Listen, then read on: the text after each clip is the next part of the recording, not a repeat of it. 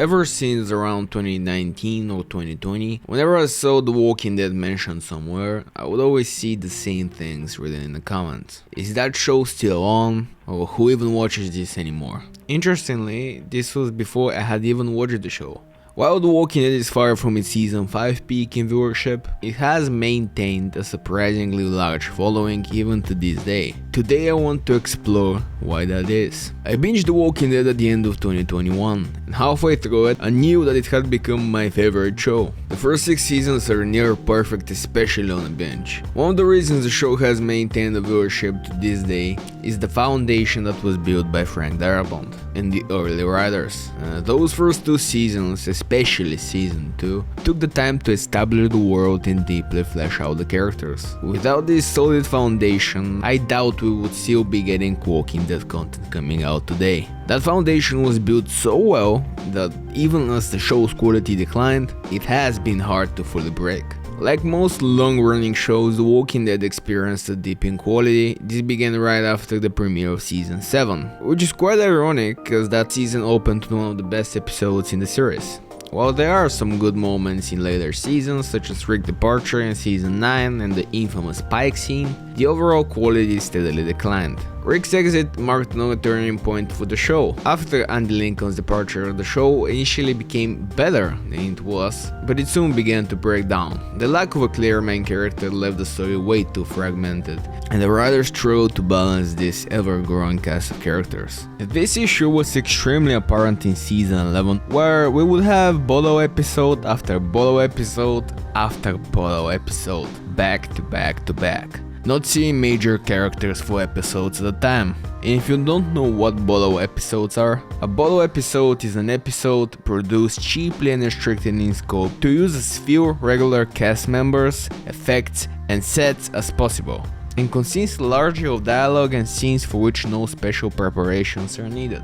Bolo episodes are not strictly bad, and they can actually be better than regular episodes. For example, look at episodes like Clear, and especially The Grove, which is some of the best Walking Dead content ever. Season 11 back-to-back Bolo episodes often sidelined major characters like Daryl for several episodes at a time, making the show feel frustrating rather than rewarding. Robert Kirkman, the creator of the Walking Dead comics, envisioned the series as a zombie movie that never ends.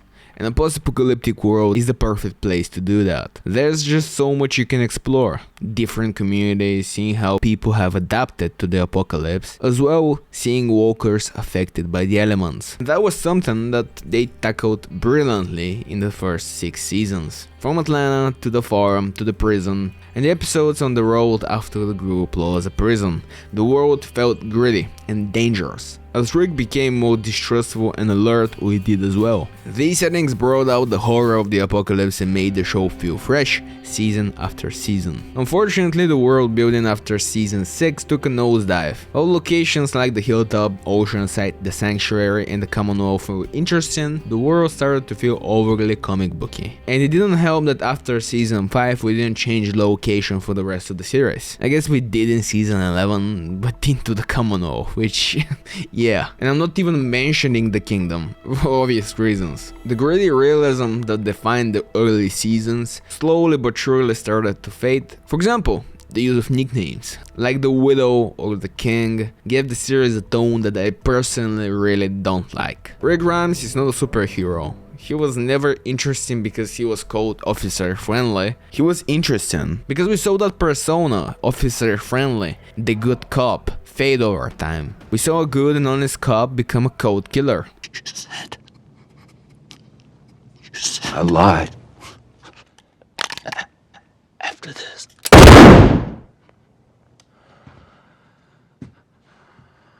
Even now, after 11 seasons and multiple spin-offs, the show still hasn't given us a clear picture of how the United States looks in this post-apocalyptic world. Instead, we have spin-offs like Daryl Dixon, where Daryl is going to France and now Spain, while we still have numerous US states that we have yet to explore, and that will serve as cool backdrops for a show and not as ridiculous as Daryl and Carol being in France and now Spain. And don't get me wrong, I'm from Europe, I would want to see Europe in The Walking Dead, but that's not the point. I think you can have an amazing show in the Walking Dead universe that's set in Europe, but the fact that Daryl and Carol now both in Europe, in France and in Spain. That is what makes it bad. I hope you get what I mean. The decline world building feels especially bad because once upon a time The Walking Dead excelled at creating a realistic, harrowing, gritty and terrifying apocalypse. So if the show's quality has declined and the world building isn't as strong as it once was, why does The Walking Dead still have a following? The answer is quite simple actually. Something that The Walking Dead and its spin-offs have always been really good at is creating compelling characters, both main and supporting. Characters like Rick Grimes, Daryl Dixon, Carol, and Maggie are no doubt iconic, but the side characters have often been as good. Herschel, Morrow, Bob, to name a few, had incredible arcs that are still brilliant to this day. Here I'm not even mentioning villains like the Governor, Negan and Alpha. Even spin-offs like Fear the Walking Dead have managed to create memorable characters who kept viewers watching till the end, despite a lot of poor narrative choices, over-the-top moments, and not having the comic book to build upon. In the spin-off The Ones Who Live, we had a plethora of strongly written characters who were at times even more interesting to me than Michonne. I mean, we had Oakfor, Nat, Thorn, and even Major General Bill, whose conclusion was quite bad, but overall Terry O'Quinn did an incredible job at portraying him. Daryl Dixon had another great character in Isabel, and now that I think about it, every character I just named is dead. And that is the conflicting thing. The Walking Dead, time and time again, creates and builds up characters just so they can kill them off for shock value, trying to somehow capture the magic of the first few seasons where they created moments like the Baron scene in season 2. And lastly, I want to mention something that I wanted to leave for last since it may be the case for some people, and that is the sunk cost fallacy, which is the phenomenon where a person is reluctant to abandon something because they have invested heavily in it, even when it's clear that abandonment would be more beneficial. I mean, The Walking Dead first aired in 2010. Some people have watched this show for 14 years. At that point, it is a part of your life, in a way. It will be hard to abandon just like that. I still think that there's a lot of good stuff in The Walking Dead, but the problem is that there's not a clear focus. Right now, so many different people are working on The Walking Dead, with so many different visions and ideas. Unlike how it started with Robert Kirkman writing the book or Frank Darabont writing and directing the show. And thinking about it, that also mirrors the show itself. It started with one man searching for his family, and now we have like 100 different main characters in 100 different spin-offs in 100 different continents and countries.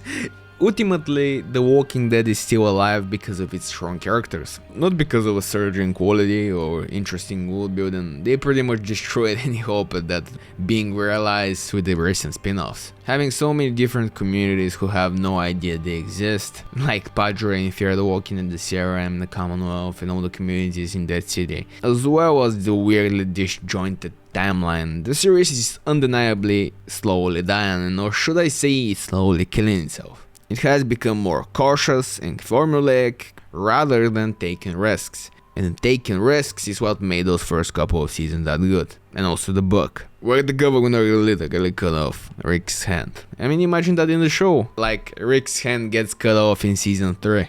I mean, he would not have a hand for most of the show. But yeah, for fans like me who still love the show and its characters, there's still some in there. And we still have a lot more Walking Dead content coming out, and maybe it will get better. Said every single Walking Dead fan as they watch season 19 of Daryl Dixon. But yeah, thank you guys for watching. If you like what you saw, leave a like, subscribe, and I will see ya in the next one.